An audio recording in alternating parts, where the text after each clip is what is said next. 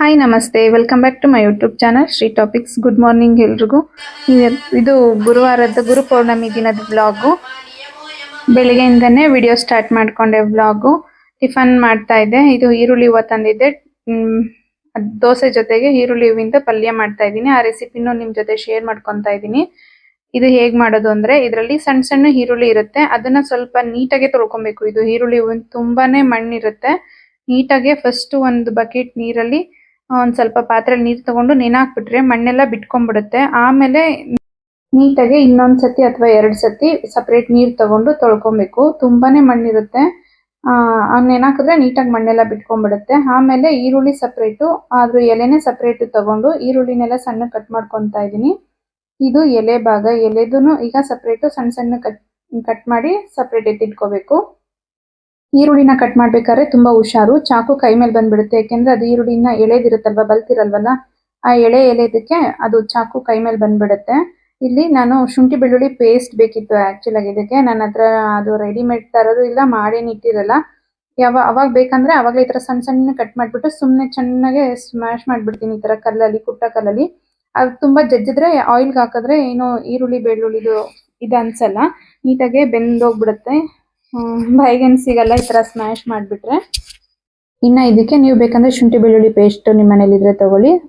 3 ಹಸಿರು ಮೆಣಸಿನಕಾಯಿನ ಕಟ್ ಮಾಡ್ಕೊಂಡಿದ್ದೀನಿ, ಟೊಮೆಟೊ ಮತ್ತೆ ಆ ಈರುಳ್ಳಿ ಇತ್ತಲ್ಲ ಅದನ್ನ ಸಪರೇಟ್ ಕಟ್ ಮಾಡಿದ್ದೀನಿ. ಈರುಳ್ಳಿ ಎಲೆನೇ ಸಪರೇಟ್ ಕಟ್ ಮಾಡಿದ್ದೀನಿ.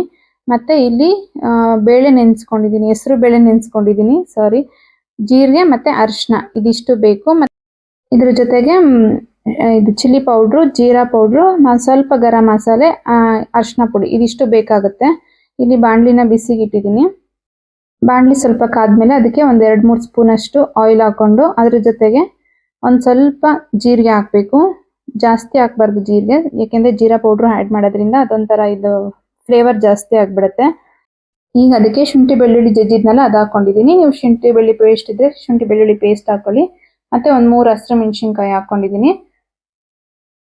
ಅದಾದ್ಮೇಲೆ ಸಣ್ಣ ಕಟ್ ಮಾಡಿದ್ನಲ್ಲ ಈರುಳ್ಳಿ, ಸಣ್ಣ ಈರುಳ್ಳಿ ಅದನ್ನ ಹಾಕೊಂಡಿದ್ದೀನಿ. ಇದಿಷ್ಟು ಬಾಡ್ಬೇಕು, ಸ್ವಲ್ಪ ಈರುಳ್ಳಿ ಬೇಯಬೇಕು ಎಣ್ಣೆಲಿ ಬೆಂದ್ಮೇಲೆ ಇದಕ್ಕೆ ಸಣ್ಣ ಕಟ್ ಮಾಡ್ಕೊಂಡು ಒಂದೇ ಒಂದು ಟೊಮೆಟೊ ಹಾಕ್ಬೇಕು.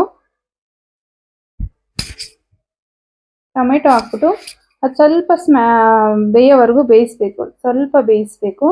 ಅದಾದ್ಮೇಲೆ ಹೆಸರು ಬೇಳೆ ನೆನೆಸಿಟ್ಕೊಂಡಿದ್ವಲ್ಲ ಅದನ್ನೊಂದು ಸ್ವಲ್ಪ ಅದಾಕ್ತಾ ಇದ್ದೀನಿ. ಹೆಸರು ಬೇಳೆ ಮತ್ತೆ ಇದು ಈರುಳ್ಳಿ ಹೂವು ಎರಡೂನು ತುಂಬಾ ಒಳ್ಳೇದು, ತಂಪು ದೇಹಕ್ಕೆ. ಅವಾಗ ಯೂಸ್ ಮಾಡಿ, ಸೀಸನಲ್ ಆದ್ರೂ ಯೂಸ್ ಮಾಡಬೇಕು, ಒಳ್ಳೇದು. ಈಗ ಹೆಸರು ಬೇಳೆ ಬೇಯೋವರೆಗೂ ಎಣ್ಣೆಲಿ ಸ್ವಲ್ಪ ಹುರ್ಕೊಂಡು ಅದನ್ನ ಪ್ಲೇಟ್ ಮುಚ್ಚಿಬಿಟ್ರೆ ಒಂದ್ ಸ್ವಲ್ಪ ಬೇಯುತ್ತೆ ಹಬೆಯಲ್ಲಿ. ಹೆಸರು ಬೇಳೆ ಬೇಗ ಬೆಂದೋಗುತ್ತೆ, ತುಂಬಾ ಲೇಟ್ ಏನಾಗಲ್ಲ. ಅದ್ರ ಮೇಲೆ ಒಂದು ಪ್ಲೇಟ್ ಮುಚ್ಚಿಡ್ತೀನಿ, 1-2-3 ಸೆಕೆಂಡ್ ಅಷ್ಟೇ. ನೀರಿನ ಅಂಶ ಎಲ್ಲ ಹೋಗಿ ಅದು ತಳ ಸೀದ್ಬಿಡುತ್ತೆ, ಸ್ಟೀಲಿನ ಬೇರೆ ಅಲ್ವಾ, ಅದಕ್ಕೆ ಅವಾಗ ಪ್ಲೇಟ್ ತೆಗ್ದು ತಿರುಗಿಸ್ಕೊಂಡು ಒಂದ್ ಸ್ವಲ್ಪ ನೀರ್ ಹಾಕೊಂಡು ಇವಾಗ ನಾನು ಮುಚ್ಚಿಟ್ಬಿಡ್ತೀನಿ. ಸ್ವಲ್ಪ ಬೇಯ್ಬೇಕಲ್ವಾ, ಅದಕ್ಕೋಸ್ಕರ ಒಂದ್ ಸ್ವಲ್ಪ ಚಿಕ್ಕ ಗ್ಲಾಸಲ್ಲಿ ನೀರ್ ಹಾಕೊಂಡ್ರೆ ಸಾಕು. ಅದಕ್ಕೊಂಚೂರು ನೀರ್ ಹಿಡಿಯೋ ತರ ಹಾಕೊಂಡು ಅದನ್ನ ಪ್ಲೇಟ್ ಮುಚ್ಚಿಟ್ಬಿಟ್ರೆ ನೀಟಾಗಿ ಬೇಯುತ್ತೆ. ಜಾಸ್ತಿ ಹೊತ್ತೇನು ಹಿಡಿಯಲ್ಲ, ಒಂದ್ ಸ್ವಲ್ಪ ಹೊತ್ತು ಸಾಕು, ಬೆಂದೋಗ್ಬಿಡುತ್ತೆ. ಈಗ ಇದಕ್ಕೆ ಅರಿಶಿನ ಪುಡಿ ಸ್ವಲ್ಪ, ಆಮೇಲೆ ಚಿಲ್ಲಿ ಪೌಡ್ರ್ 1 ಸ್ಪೂನ್ ಧನಿಯಾ ಪುಡಿ ಹಾಕ್ಬೇಕು. ಆಮೇಲೆ ಒಂಚೂರು ಗರಂ ಮಸಾಲೆ ಲಾಸ್ಟಲ್ಲಿ ಹಾಕೊಂತೀನಿ, ಈಗ ಹಾಕಲ್ಲ. ಸ್ವಲ್ಪ ಇದೆಲ್ಲ ಮಿಕ್ಸ್ ಆದ್ಮೇಲೆ ಒಂದ್ ಸ್ವಲ್ಪ ಗರಂ ಮಸಾಲೆ ಹಾಕ್ಬೇಕಷ್ಟೇ. ಇದಿಷ್ಟನ್ನು ಎಣ್ಣೆಯಲ್ಲಿ ಚೆನ್ನಾಗಿ ಫ್ರೈ ಮಾಡ್ಕೊಬೇಕು. ಇದ್ರ ಜೊತೆಗೆ ಆ ಬೇಳೆ ಬೇಯಬೇಕಲ್ವಾ, ಅದ್ರ ಜೊತೆಗೆ ಈ ಪೌಡರ್ ಹಾಕಿದ್ಮೇಲೆ ಇದ್ರದೆಲ್ಲ ಹಸಿ ವಾಸನೆ ಹೋದ್ಮೇಲೆ ಈಗ ಈರುಳ್ಳಿ ಎಲೆ ಕಟ್ ಮಾಡಿ ಇಟ್ಕೊಂಡಿದ್ವಲ್ಲ ಅದನ್ನ ಎತ್ತಿ ಹಾಕ್ಬೇಕು. ಅದನ್ನ ಹಾಕ್ಬಿಟ್ಟು ಚೆನ್ನಾಗಿ ಮಿಕ್ಸ್ ಮಾಡ್ಕೊಬೇಕು. ಇದ್ರ ಜೊತೆ ಮಸಾಲೆ ಜೊತೆ ಹೊಂದ್ಕೊಳ್ಳಂಗೆ, ಈರುಳ್ಳಿ ಎಲೆ ಎಲ್ಲ ಬೇಯಂಗೆ ನೀಟಾಗಿ ಮಿಕ್ಸ್ ಮಾಡ್ಕೊಬೇಕಿದು. ಅದು ಸ್ಪ್ರಿಂಗ್ ಆನಿಯನ್ ಹೂವು ಅದಕ್ಕೇನು ಕನ್ನಡದಲ್ಲಿ ಈರುಳ್ಳಿ ಹೂವು ಅಂತೀವಿ, ಅದು ಬೇರೆ, ಅದು ಗಟ್ಟಿ ಇರುತ್ತೆ, ಇದು ತೆಳ್ಳಗಿರುತ್ತೆ. ಇದು ಎಲೆ, ಈರುಳ್ಳಿ ಎಲೆ ಇದು, ಅದು ಹೂವು ತರ ಗಟ್ಟಿಗೆ ಹೂವು ಬಂದಿಲ್ಲ. ಇದು ಎಲೆ ತೆಳ್ಳಗಿರುತ್ತೆ. ಅದು ಇತ್ತು, ಅದಿದ್ದಿದ್ರೆ ಇನ್ನ ಚೆನ್ನಾಗಿರ್ತಿತ್ತು ಟೇಸ್ಟು. ಇದು ಎಲೆ ಸಿಕ್ತು, ಇದರಲ್ಲೇ ಮಾಡಿದ್ದು. ಇವಾಗ ಎಲ್ಲಿ ಆತರ ಸಿಗಲ್ಲ, ಈ ತರ ಎಲೆನೇ ಸಿಗೋದು ಅಂಗಡಿಲಿ. ಇದೆಲ್ಲ ಚೆನ್ನಾಗಿ ಮಿಕ್ಸ್ ಮಾಡಿ ಸ್ವಲ್ಪ ಬೆಂದ ಮೇಲೆ ಈಗ ಒಂದು ಅರ್ಧ ಸ್ಪೂನು ಬೇಡ, ಕಡಿಮೆನೆ ಗರಂ ಮಸಾಲೆ ಹಾಕ್ಬೇಕು. ಆಮೇಲೆ ಕಟ್ ಮಾಡಿದಂಥ ಕೊತ್ತಂಬರಿ ಸೊಪ್ಪು ಹಾಕ್ಬಿಟ್ಟು ಚೆನ್ನಾಗಿ ಮಿಕ್ಸ್ ಮಾಡಿಕೊಂಡು ಇನ್ನೇನು ಒಂದು 5 ಸೆಕೆಂಡ್ಸಲ್ಲಿ ಆಫ್ ಮಾಡ್ತೀವಿ ಅನ್ನೋ ಅಷ್ಟರಲ್ಲಿ ಆಗೋಗುತ್ತೆ. ಇದಿಷ್ಟೇ ರೆಡಿ ಆಗುತ್ತೆ. ಚಪಾತಿ ದೋಸೆಗೆ ಮಾತ್ರ ಸೂಪರ್ ಟೇಸ್ಟು, ಮತ್ತು ಅನ್ನದ ಜೊತೆನೂ ನೆಂಚ್ಕೊಂಡು ತಿನ್ಬೋದು, ತುಂಬ ಚೆನ್ನಾಗಿರುತ್ತೆ. ನಾನು ದೋಸೆ ಮಾಡ್ಕೊಂಡಿದ್ದೆ, ಗರಿ ಗರಿಯಾದ ದೋಸೆ ಮತ್ತು ಸ್ಪ್ರಿಂಗ್ ಆನಿಯನ್ ಸಬ್ಜಿ ರೆಡಿ ಆಯಿತು. ನೀವು ಮನೇಲಿ ಇದನ್ನು ಟ್ರೈ ಮಾಡಿಬಿಟ್ಟು ಹೇಗೆ ಬಂದಿತ್ತು ಅಂತ ನನಗೆ ಕಮೆಂಟ್ ಮಾಡೋದು ಮಾತ್ರ ಮರಿಬೇಡಿ. ಇನ್ನು ಬೇಗ ಬೇಗ ಟಿಫನ್ ಮಾಡಿಕೊಂಡು ರೆಡಿ ಆಗಬೇಕು. ಸ್ವಲ್ಪ ಪೂಜೆಗೆಲ್ಲ ರೆಡಿ ಮಾಡಿಬಿಟ್ಟು, ಇವತ್ತು ಗುರು ಪೌರ್ಣಮಿ, ನಮ್ಮ ಮನೆಯವ್ರನ್ನ ಕೇಳಿದ್ದೀನಿ ದೇವಸ್ಥಾನ ಕರ್ಕೊಂಡೋಗಿ ಅಂತ. ಏನು ಹೇಳ್ತಾರೆ ಗೊತ್ತಿಲ್ಲ. ಆಯಿತು, ಕೆಲಸ ಎಲ್ಲ ಮುಗಿಸ್ಕೊಂಡು ನಾನು ರೆಡಿ ಆದೆ. ನಾನು ದೇವ್ರ ಮನೆಗೆಲ್ಲ ರೆಡಿ ಮಾಡಿಟ್ಟಿದ್ದೀನಿ. ಪೂಜೆ ಒಂದು ಮಾಡಿಲ್ಲ ಅಷ್ಟೇ, ಬಂದು ಮಾಡೋಣ ಅಂತ ಅಂದ್ಬಿಟ್ಟು ದೇವಸ್ಥಾನಕ್ಕೆ ಹೋಗ್ಬಿಟ್ಟು ಫಸ್ಟ್ ಬಂದುಬಿಡೋಣ ಅಂತ ಕೇಳಿದೆ. ಸುಮ್ಮನೆ ನೋಡೋಣ ಅಂತ, ದೂರನೇ ಆಗುತ್ತೆ ನಮ್ಮ ಮನೆಯಿಂದ ದೇವಸ್ಥಾನ, ಕರ್ಕೊಂಡು ಹೋಗ್ತಾರೋ ಇಲ್ವೋ ಅಂತ. ಪರವಾಗಿಲ್ಲ, ರೆಡಿ ಆಗು ಬರ್ತೀನಿ ಅಂತ ಏನೋ ಬೇಗ ಹೊಂಡಿಸ್ಬಿಟ್ರು. ಮನ್ಸು ಮಾಡಿ ಒಪ್ಕೊಂಬಿಟ್ಟಿದ್ದಾರೆ ಕರ್ಕೊಂಡು ಹೋಗ್ತೀನಿ ಅಂತ. ಅವರು ಸ್ವಲ್ಪ ಬ್ಯುಸಿ ಇರ್ತಾರೆ, ಕರ್ಕೊಂಡೋಗಲ್ಲ ಅಂದ್ಕೊಂಡಿದ್ದೆ. ಅನೀಶ್ ರೆಡಿ, ಈ ಕಡೆ ನೋಡು.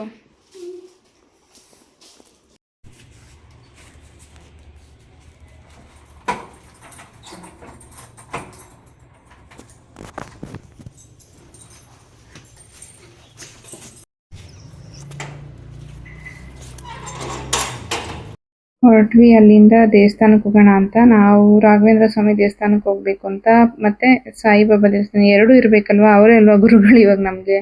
ಅದಕ್ಕೋಸ್ಕರ ಸರಿ, ನನ್ನ ಮಗ ನನಗೋಸ್ಕರ ಡೋರೆಲ್ಲ ತಕ್ಕೊಡುತ್ತೆ. ಅದೆಲ್ಲ ನೋಡಿದ್ರೆ ಒಂಥರ ಖುಷಿ. ಸ್ವಲ್ಪ ದೂರ ಹೋಗ್ತಿದ್ದಂಗೆ ನಮ್ಮ ಮನೀಶ್ ಮಲ್ಕೊಂಡ್ಬಿಟ್ಟವನೇ ಕಾರಲ್ಲೇನೆ. ಅವನ್ನ ಎಬ್ಬಿಸಕ್ಕೆ ಅವ್ರ ಡ್ಯಾಡಿ ಕತೆ ಹೇಳ್ತಾ ಇದ್ದಾರೆ, ಎಕ್ಸಿಬಿಷನ್ ಬಂತು ಅಂತ.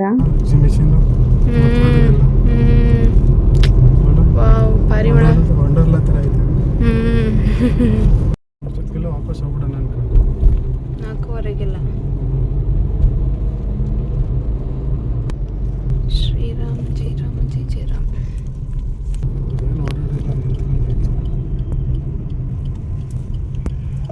ಓ, ಇಲ್ಲಿಂದನೇ ಟ್ರಾಫಿಕ್ ಐತಲ್ಲಪ್ಪ. ಟ್ರಾಫಿಕ್ ಐತಾ, ಬಸ್ ನಿಂತಿರೋದಷ್ಟೇನಾ. ರಶ್, ಇನ್ನು ರೋಡಲ್ಲಿ ಗಾಡಿಗಳು ಜಾಸ್ತಿ ಇದೆ.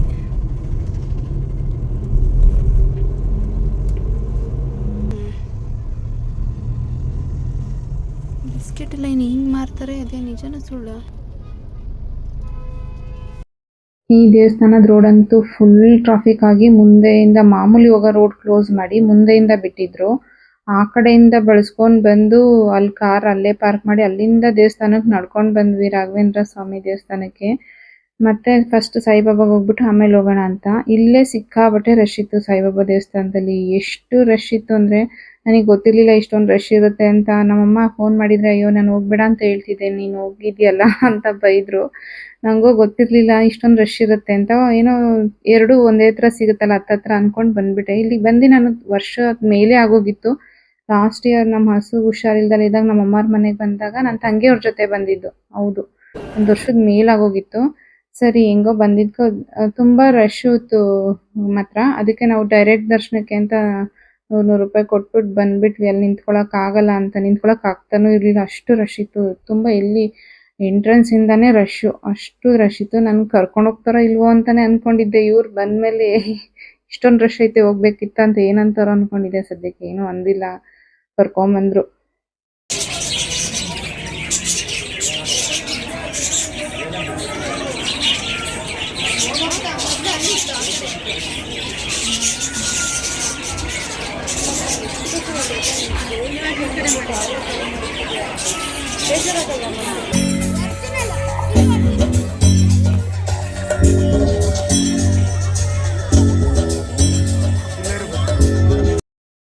ನಾನು ಇದೇ ಫಸ್ಟ್ ಟೈಮ್ ಗುರು ಪೌರ್ಣಮಿ ದಿನ ಹೋಗಿರೋದು. ಅಲ್ಲಿ ಸತ್ಯನಾರಾಯಣ ಸ್ವಾಮಿ ಪೂಜೆನೂ ಸಹ ಮಾಡಿದ್ರು. ಮಕ್ಳದು ಡ್ಯಾನ್ಸ್ ಪ್ರೋಗ್ರಾಮ್ ಎಲ್ಲ ಅರೇಂಜ್ ಮಾಡಿದ್ರು. ನಂಗೆ ಗೊತ್ತಿರಲಿಲ್ಲ. ನಾನು ಇದೇ ವರ್ಷ ಫಸ್ಟ್ ಟೈಮ್ ಹೋಗ್ತಾ ಇರೋದು ಗುರು ಪೌರ್ಣಮಿ ದಿನ ದೇವಸ್ಥಾನಕ್ಕೆ. ಇಲ್ಲಿಗೆ ಹೇಳ್ಬೇಕಂದ್ರೆ ಮಾಮೂಲಿ ದಿನ ಹೋಗ್ಬಿಟ್ಟು ಬಂದ್ಬಿಡ್ತಿದ್ದೋ, ರಶ್ ಇರುತ್ತೆ ಅಂತ. ಪ್ರಸಾದನೂ ಸಿಕ್ತು, ಹೆಂಗೋ ದೇವ್ರ ದಯೆ. ನಾನು ಮನೀಶ್ ಊಟ ಮಾಡಿರಲಿಲ್ಲ, ಅವನಿಗೆ ಪ್ರಸಾದ ಆಯಿತು. ಅವ್ನು ಲೇಟ್ ಆಗುತ್ತೆ, ನನಗೆ ಬೇಡ ದೇವಸ್ಥಾನಕ್ಕೆ ಹೋಗಿ ಬಂದ್ಬಿಡೋಣ ಅಂತ ಬಂದ್ಬಿಟ್ಟಿದ್ದ ಅವನು. ಇಲ್ಲೇನು ರಾಘವೇಂದ್ರ ಸ್ವಾಮಿ ದೇವಸ್ಥಾನದಲ್ಲಿ ನಾನು ರಿಸ್ಕ್ ಅನ್ಸ್ಲಿಲ್ಲ, ಆರಾಮಾಗಿ ಬಂದ್ಬಿಟ್ಟೆ. ಎಲ್ಲೂ ಕ್ಯೂ ಇತ್ತು, ಆದ್ರೂ ಮುಂದೆ ದೀಪ ಹಚ್ಚೋ ಹತ್ರ ತುಂಬಾ ಜನ ಕ್ಯೂ ಇದ್ರು. ನಾವು ಅಲ್ಲಿಗೆ ಹೋಗ್ಲೇ ಇಲ್ಲ, ಮುಂದೆ ಈ ಕಡೆನೆ ಡೈರೆಕ್ಟ್ ದರ್ಶನ ಕಡೆಗೆ ಹೋಗ್ಬಿಟ್ಟು ಬಂದ್ಬಿಟ್ಟು. ತುಂಬಾ ದಿನ ವರ್ಷ ಆಗೋಗಿತ್ತಲ್ಲ, ಏನೋ ಆಸೆ ಆಗೋಯ್ತು ನನಗೆ ಹೋಗ್ಬೇಕು ಅಂತ. ಈ ವರ್ಷನೇ ಫಸ್ಟ್ ಟೈಮ್ ನಾನು ಗುರುಪೌರ್ಣಮಿಗೆ ಅಂತ ದೇವಸ್ಥಾನಕ್ಕೆ ಹೋಗಿರೋ, ರಾಘವೇಂದ್ರ ಸ್ವಾಮಿ ದೇವಸ್ಥಾನಕ್ಕೆ ಹೋಗಿದ್ದು. ವರ್ಷ ಏನು ಹೋಗ್ತಿರ್ಲಿಲ್ಲ, ರಶ್ ಇರುತ್ತೆ ಇನ್ನೊಂದ್ ದಿನ ಹೋಗೋಣ ಅಂತ. ನಮ್ಮ ಮನೆಯವ್ರ ಥಾಟು ಅದೇನೆ, ಇವತ್ತೇ ಹೋಗ್ಬೇಕಾ, ದೇವ್ರು ಇಷ್ಟೊಂದು ರಶ್ ಅಲ್ಲಿ ಎಲ್ಲಿ ನೋಡ್ತಾರೆ. ಫ್ರೀ ಆಗಿದ್ದಾಗ ಹೋಗಿ ಫ್ರೀಯಾಗಿ ಕೇಳ್ಕೊಂಡು ಫ್ರೀಯಾಗಿ ನೋಡ್ಕೊಂಡು ಬರಬೇಕು ಅಂತ ಅವ್ರಿಗೆ. ಆದ್ರೆ ಅವರು ಇದೆಲ್ಲ ಇದೇ ದಿನ ಹೋಗ್ಬೇಕು, ಇದೇ ದಿನ ಮಾಡ್ಬೇಕು ಆ ಥರ ಎಲ್ಲ ನಂಬಿಕೆ ಇಲ್ಲ, ಗೊತ್ತೂ ಇಲ್ಲ ಇಷ್ಟೊಂದು ರಶ್ ಇರುತ್ತೆ ಈ ದೇವಸ್ಥಾನ ಅನ್ನೋದೇ ಅವ್ರಿಗೆ ಗೊತ್ತಿಲ್ಲ. ಬಂದು ನೋಡಿ ಶಾಕ್, ಏನು ಇಷ್ಟೊಂದು ಜನ, ಇಷ್ಟೊಂದು ರಶ್ಶು ಅಂತ. ಹಂಗೆ ಇನ್ನು ನಿಮ್ಗೇನು ಗೊತ್ತು ನಡೀರಿ ಅಂತ ಕರ್ಕೊಂಡು ಬಂದೆ. ನಾನು ನೋಡಿರ್ಲಿಲ್ಲ ಇಷ್ಟೊಂದು ರಶ್ ಇರುತ್ತೆ. ನಮ್ಮಮ್ಮ ಹೋದ ವರ್ಷ ಬಂದು ಸಿಕ್ಕಾಕೊಂಡ್ಬಿಟ್ಟಿದ್ರಂತೆ, ತುಂಬಾ ಲೇಟ್ ಆಗೋಗಿತ್ತಂತೆ, ಮತ್ತೆ ತುಂಬಾ ಇದಾಗೋಗಿದ್ರಂತೆ, ರಶ್ ಇನ್ನೂ ಜಾಸ್ತಿ ರಶ್ ಇತ್ತಂತೆ ಅವ್ರು ಬಂದಾಗ. ಅದಕ್ಕೆ ನಾನು ಈ ವರ್ಷ ಹೋಗ್ಲಿಲ್ಲ. ಇನ್ನೊಂದ್ಸತಿ ಯಾವಾಗಾದ್ರೂ ಹೋಗ್ಬರೋಣ ಫ್ರೀ ಆಗಿದ್ದಾಗ ಅಂತ ಬಂದಿಲ್ಲ ಅವರು. ನಾನು ಫೋನ್ ಮಾಡಿದೆ, ಹಿಂಗೆ ಹೋಗಿದ್ದೆ ಕಣಮ್ಮ, ಇಷ್ಟೊಂದು ರಶ್ ಇತ್ತು ಅಂತ. ಅಯ್ಯೋ ನಾನು ಹೇಳಿದ್ರೆ ನಾನು ಹೇಳ್ತಿರ್ಲಿಲ್ವಾ, ನೀನು ಹೇಳ್ದ ಹಂಗೆ ಹೋಗಿದ್ಯಲ್ಲ ಅಂತ. ಈ ಟೈಮಲ್ಲಿ ಅದು ಅಲ್ಲಿ ನಿಂತ್ಕೊಂಡು ಹಿಂಗೆ ಓಡಾಡ್ಕೊಂಡು ಬರೋಕ್ಕಾಯ್ತಾ, ಅಷ್ಟು ರಶ್ ಇರುತ್ತೆ ಅಂತ ಇದು ಮಾಡಿದ್ರು. ಪರವಾಗಿಲ್ಲ, ನಂಗೇನು ರಿಸ್ಕ್ ಅನಿಸ್ಲಿಲ್ಲ, ಆರಾಮಾಗಿ ಹೋಗಿ ಆರಾಮಾಗೆ ಬಂದ. ಅಲ್ಲಿ ಡೈರೆಕ್ಟ್ ದರ್ಶನಕ್ಕೆ ಹೋದ್ವಲ್ಲ, ಅದಕ್ಕೆ ಇಲ್ಲಿ ಕ್ಯೂ ಇತ್ತು, ಇಲ್ಲಿ ಕ್ಯೂ ಅಲ್ಲೇ ಹೋದೆ. ಇಲ್ಲೇನು ಡೈರೆಕ್ಟ್ ದರ್ಶನ ಆ ಥರ ಏನೂ ಮಾಡಿರಲಿಲ್ಲ, ಕ್ಯೂ ಅಲ್ಲಿ ಬರೋ ಥರ ಮಾಡಿದ್ರು. ಹೆಂಗೋ ದೇವ್ರ ದರ್ಶನನೂ ಚೆನ್ನಾಗಾಯ್ತು. ನನಗೆ ಒಂದು ಫೋಟೋ ಬೇಕಿತ್ತು, ತುಂಬಾ ದಿನದಿಂದ ರಾಘವೇಂದ್ರ ಸ್ವಾಮಿ ಫೋಟೋ ತರಬೇಕು ಅಂತ ಅನ್ಕೊಂಡು. ಈ ದೇವಸ್ಥಾನಕ್ಕೆ 1 ವರ್ಷದಿಂದ ಬರಬೇಕು ಅಂತ ನಾನು ಅನ್ಕೊಂಡಿರೋದು. 1 ವರ್ಷದಿಂದ ಈ ದೇವಸ್ಥಾನದ ಹತ್ರ ಬರೋಕ್ಕೆ ಆಗಿಲ್ಲ. ಸರಿ ಅಂದ್ಬಿಟ್ಟು ಹಂಗೆ ಒಂದು ಫೋಟೋ ತಗೊಂಡು ಮನೆಗೆ ಬಂದ್ವಿ, ಪ್ರಸಾದ ತಗೊಂಡು. ಆ ಫೋಟೋ ಹೇಗಿದೆ ಅಂತ ಮನೆಗೆ ಹೋದ್ಮೇಲೆ ತೋರಿಸ್ತೀನಿ, ಯಾವ ಫೋಟೋ ತಗೊಂಡಿದ್ದೀನಿ ಅಂತ. ಅಕ್ಷತೆಗೆ ಮಾತ್ರ ಕ್ಯೂ ಅಲ್ಲಿ ಹೋಗ್ಲಿಲ್ಲ, ಹಂಗೆ ಮಧ್ಯದಲ್ಲೇ ಕೊಟ್ಟರು ನನ್ನ ಕರೆದ್ಬಿಟ್ಟು, ನೀವೊಬ್ರು ಈ ಥರನೇ ಈಸ್ಕೊಳ್ಳಿ ಪರವಾಗಿಲ್ಲ ಅಂದ್ಬಿಟ್ಟು ಹಂಗೆ ಈಸ್ಕೊಂಡು ಬಂದೆ. ಮುಗೀತು ದರ್ಶನ ಎಲ್ಲ ತುಂಬ ಚೆನ್ನಾಗಾಯ್ತು. ರಾಘವೇಂದ್ರ ಸ್ವಾಮಿ ಎಲ್ರಿಗೂ ಒಳ್ಳೆ ಆರೋಗ್ಯ, ಒಳ್ಳೆ ವಿದ್ಯಾ ಬುದ್ಧಿ ಕೊಟ್ಟು ಕಾಪಾಡಲಿ ಮಕ್ಳಿಗೆಲ್ಲರಿಗೂ ಅಂತ ಕೇಳ್ಕೊತೀನಿ, ಎಲ್ಲ ಮಕ್ಳಿಗೂ. ಹಾಗೆ ದೇವಸ್ಥಾನದಲ್ಲಿ ಒಬ್ರು ವ್ಯೂವರ್ಸ್ ಸಿಕ್ಕಿ ಮಾತಾಡ್ಸಿದ್ರು. ಪವಿತ್ರನ್ ವ್ಯೂವರ್ಸ್, ಹೌದು, ನನ್ನ ವಿಡಿಯೋಸ್ ನೋಡ್ತಾರಂತೆ, ಇಬ್ರದ್ದು ನೋಡ್ತೀನಿ ನಾನು ಅಂತ ಹೇಳಿದ್ರು. ತುಂಬಾ ಖುಷಿ ಆಯ್ತು. ನಾನು ಅವಾಗ ವಿಡಿಯೋ ಮಾಡ್ಕೊಳಕ್ಕಾಗಲಿಲ್ಲ, ನಮ್ಮ ಮನೆಯವ್ರು ಪ್ರಸಾದ ತರ ಕೊಟ್ಟೋಗಿದ್ರು, ಕುತ್ಕೊಂಡಿದ್ದೆ. ಅವಾಗ ತಾನೇ ಓಡಾಡಿ ಫುಲ್ ಸುಸ್ತಾಗಲ್, ಮುಂದೆಗಡೆ ಸ್ವಲ್ಪ ಹೊತ್ತು ಕುತ್ಕೊಳ್ಳೋಣ ಅಂತ ಒಂಥರ ಇದಾಗಿತ್ತು, ಹಂಗೆ ಕುತ್ಕೊಂಡೆ. ಅಷ್ಟ್ರಲ್ಲಿ ಬಂದು ಮಾತಾಡ್ಸಿದ್ರು ನನ್ನ ಕಂಡಿಡ್ಬಿಟ್ಟು. ತುಂಬಾ ಖುಷಿ ಆಯ್ತು. ಅವ್ರು ಏನೋ ಅವ್ರದ್ದೊಂದು ಇಚ್ಛೆ ಅನ್ಕೊಂಡಿದಾರಂತೆ, ಅದು ಆಗ್ಲಿ ಅಂತ ನಾನು ದೇವ್ರ ಹತ್ರ ಬೇಡ್ಕೊಂತೀನಿ. ಹಾಗೆ ನಂಗೆ ಜೋಳ ಇಷ್ಟ, ಹಂಗೆ ಬರ್ತಿದ್ದಂಗೆನೆ ನಾಟಿ ಜೋಳ ಮಾಡ್ತಾ ಇದ್ರು. ಸ್ವೀಟ್ ಕಾರ್ನ್ 2 ಇತ್ತು, ನಾನು ನಾಟಿ ಜೋಳನೇ ತಗೊಂಡು ಬಂದೆ. ಪರವಾಗಿಲ್ಲ, ಇಲ್ಲಿ ರೇಟ್ ಕಡಿಮೆ ಇತ್ತು. ದೇವಸ್ಥಾನ ಮುಂದೆ ಜಾಸ್ತಿ ಹಾಕೊಂಡಿದ್ರು, ಈ ಕಡೆ ಸೈಡಲ್ಲಿ ಇದು ಎಷ್ಟು ದೂರದಲ್ಲಿ ಕಾರ್ ನಿಲ್ಸಿ ಎಷ್ಟು ದೂರ ನಡ್ಕೊಂಡು ಹೋಗಿದ್ವಿ ಗೊತ್ತಾ ನಾವು, ರಶ್ ಅಂತ. ಬರೋ ಅಷ್ಟೊತ್ತಿಗೆ ರೋಡಲ್ಲೆಲ್ಲ ಗಾಡಿ ಹಾಕ್ಬಿಟ್ಟು ಫುಲ್. ನಾನು ಇಷ್ಟೊತ್ತು ಆಗಲ್ವೇನೋ ಅನ್ಕೊಂಡ್ಬಿಟ್ಟಿದ್ದೆ. ಅದೇ ಹೇಳಿದ್ದು ನಾನು, ಇನ್ನೂ ಲೇಟ್ ಆಗುತ್ತೆ, ಇವ್ರ ಕೈಲಿ ಐತಿ ಇವತ್ತು. ನನಗೆ ಬರ್ಬೇಕಾದ್ರೆ ಇರಲೇ ಇರಲಿಲ್ಲ ಗಾಡಿಗಳೇ, ಇಲ್ಲಾಗಲೇ ಎಷ್ಟೊಂದು ಜಾಮ್ ಆಗೈತೆ. ಸದ್ಯಕ್ಕೆ ಇಷ್ಟು ಬೇಗ ಆದರೂ ಆಯ್ತಲ್ಲ, ಅಲ್ಲಿ ಡೈರೆಕ್ಟ್ ಹೋಗಿದ್ದಕ್ಕೆ ಆಯಿತು, ಇಲ್ಲಾಂದರೆ ಇನ್ನೂ ಲೇಟ್ ಆಗ್ತಿತ್ತು ಅನ್ಸುತ್ತೆ. ಕಡೆಯಿಂದ ಎಲ್ಲೂ ಹೋಗೋಕ್ಕಾಗಲ್ವಾ ಮೇನ್ ರೋಡ್ಗೆ, ವಾಪಸ್ ಹಿಂಗೆ ಹೋಗ್ಬೇಕಾ?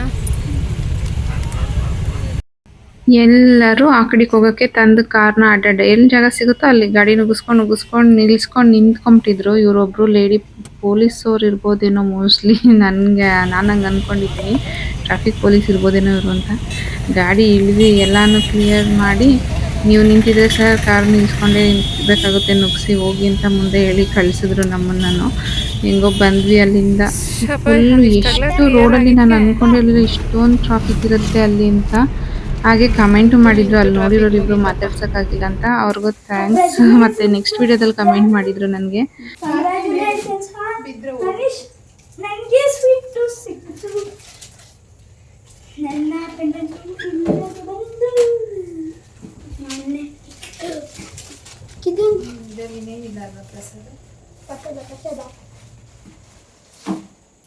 ಪ್ರಸಾದ ತಗೊಂಡಿರೋದು ಅಜ್ಜಿ ಕಡೆ ಇದೊಂದು ಬೇಕಿತ್ತು ಅಂತ ತಗೊಂಡೆ.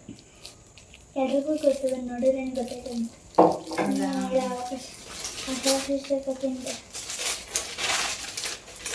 ಫೋಟೋ ಈ ಥರ ತಗೊಂಡಿದ್ದೀನಿ, ಹೇಗಿದೆ ಅಂತ ಹೇಳಿ ಕಮೆಂಟ್ ಮಾಡಿ. ನನಗೆ ಇದು ಒಂಥರ ಇಷ್ಟ ಆಯಿತು. ಎಲ್ಲ ಮಾಮೂಲಿ ಯಾವಾಗಲೂ ಇರೋ ಥರನೇ ಇರುತ್ತೆ ಅಂದ್ಬಿಟ್ಟು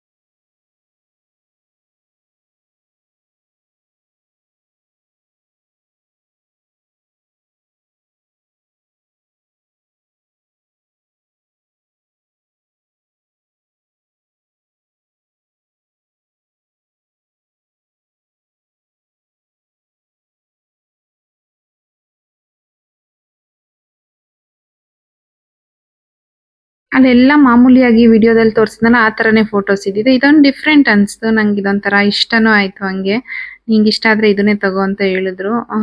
ಅದನ್ನೇ ತಗೊಂಡೆ ನಾನು. ಇನ್ನು ಅದನ್ನು ಪೂಜೆ ಮಾಡೋಣ ಇವತ್ತು, ಹೆಂಗೋ ಗುರುವಾರ ಅಂತ. ಪೂಜೆಗೆಲ್ಲ ರೆಡಿ ಮಾಡಿ ಇಟ್ಟಿದ್ದೆ ನಾನು ಮನೇಲಿ. ಹೂವು ಹಣ್ಣು ಎಲ್ಲ ಇಟ್ಬಿಟ್ಟೆ ಹೋಗಿದ್ದು. ಬಟ್ ದೀಪ ಒಂದು ಹಚ್ಚಿರ್ಲಿಲ್ಲ ಅಷ್ಟೇ.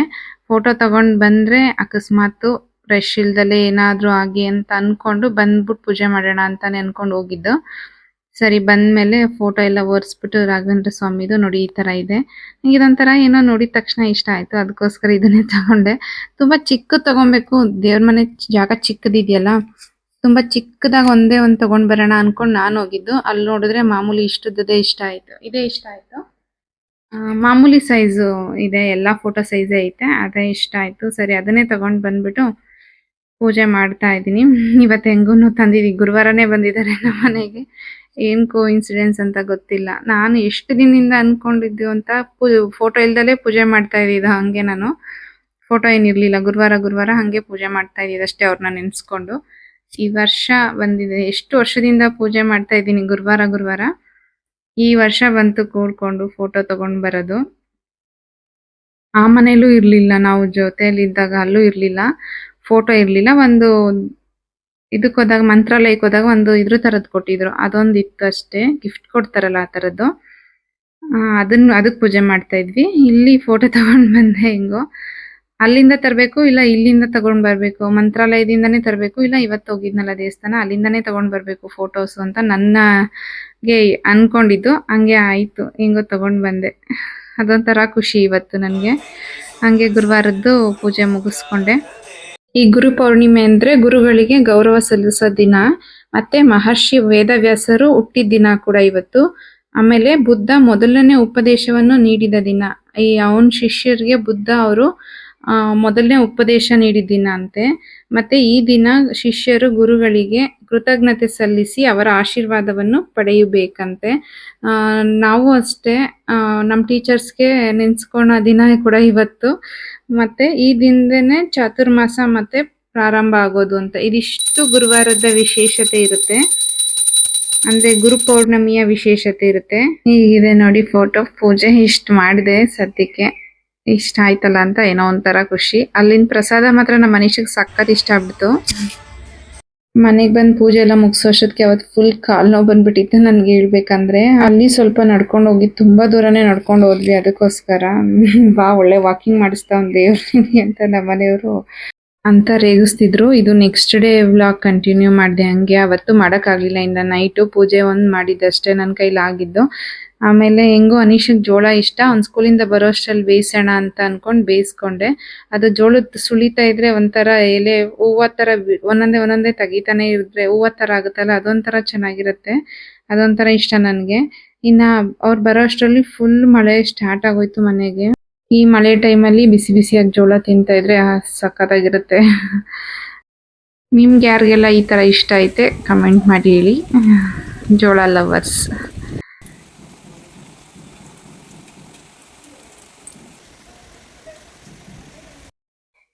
ಇನ್ನು ಬೇಯಿಸಿರೋ ಜೋಳಕ್ಕೆ 1 ಸ್ಪೂನ್ ಉಪ್ಪು, 1 ಸ್ಪೂನ್ ಖಾರದ ಪುಡಿ ಹಾಕ್ಕೊಂಡು, ಚಿಲ್ಲಿ ಪೌಡ್ರು, ಖಾರ ಬೇಕಂದ್ರೆ ಚೂರು ಜಾಸ್ತಿ ಹಾಕೋಬೋದು. ಉಪ್ಪು ಹಾಕಿ ಬೇಯಿಸಿರ್ತೀವಲ್ವಾ, ಉಪ್ಪು ಸ್ವಲ್ಪ ಕಡಿಮೆ ಇದ್ರೂ ಪರವಾಗಿಲ್ಲ. ಖಾರದ ಪುಡಿ ಹಾಕ್ಕೊಂಡು ಟೇಸ್ಟ್ ನೋಡ್ಕೊಂಡು ಮತ್ತೆ ಉಪ್ಪು ಬೇಕಂದ್ರೆ ಉಪ್ಪು ಹಾಕೊಳ್ಳಿ. ನಿಂಬೆಹಣ್ಣು ಸ್ವಲ್ಪ ಹಿಂಡ್ಬಿಟ್ಟು ಅದನ್ನ ಮೂರಕ್ಕೂ ಚೆನ್ನಾಗಿ ಹಾಕ್ಬಿಟ್ರೆ ಮಸಾಲೆ ಸಖತ್ತಾಗಿರುತ್ತೆ. ನಮ್ಮ ಮನೀಷಿಗಂತೂ ಸಖತ್ ಇಷ್ಟ ಆಯಿತು. ಅವನು ತಿನ್ನೋದು ನೋಡಬೇಕು. ಮಳೆಗೂ ಅದಕ್ಕೂ ಫಸ್ಟ್ನೇ ಬಸ್ರಿ ಬೈಕೆ ಅನ್ಸುತ್ತೆ ನನಗೆ. ಇದು ದೇವಸ್ಥಾನಕ್ಕೆ ಹೋಗ್ಬೇಕು, ಜೋಳ ತಿನ್ನಬೇಕು ಅಂತ ಅವೆರಡೇ ಅನಿಸಿದ್ದು, ಇನ್ನೇನು ಅನಿಸಿರ್ಲಿಲ್ಲ. ಈಡೇರ್ತು, ಬೇಗನೆ ಈಡೇರ್ತು. ಹನೀಶಂದ್ರಲ್ಲೂ ಸಖತ್ತು ಜೋಳ ತಿನ್ನೋ ಆಸೆ ಆಗ್ಬಿಟ್ಟಿತ್ತು ನನಗೆ. ಅವಾಗ ಆಚೆ ಕೊಡಿಸೋರು, ಈಗ ಆಚೆ ತಿನ್ನೋಕ್ಕೂ ನನಗೆ ಇಷ್ಟ ಇಲ್ಲ. ಅಷ್ಟೊಂದು ಚೆನ್ನಾಗಿತ್ತು ಅನೀಶು. ನೀರು ಇನ್ನೂ ಐತೆ ಬೇಕಾ ನೀರು? ಕುಕ್ಕರಲ್ಲಿ ಐತೆ ಬೇಕಾ?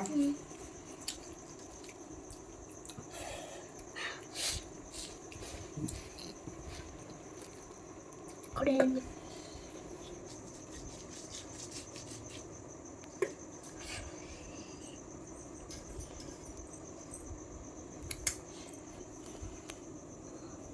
ಗಿಜ್ಜಿಂಗೆ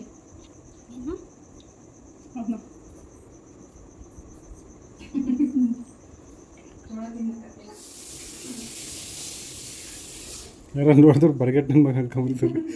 ಎಲ್ಲರೂ ಜೋಳ ತಿಂದರೆ ನಮ್ಗೆ ಜೋಳದ ನೀರು ಕುಡಿತಾರೆ. ಅದು ಹೆಂಗೆ ಉಯ್ಕೊಂಡು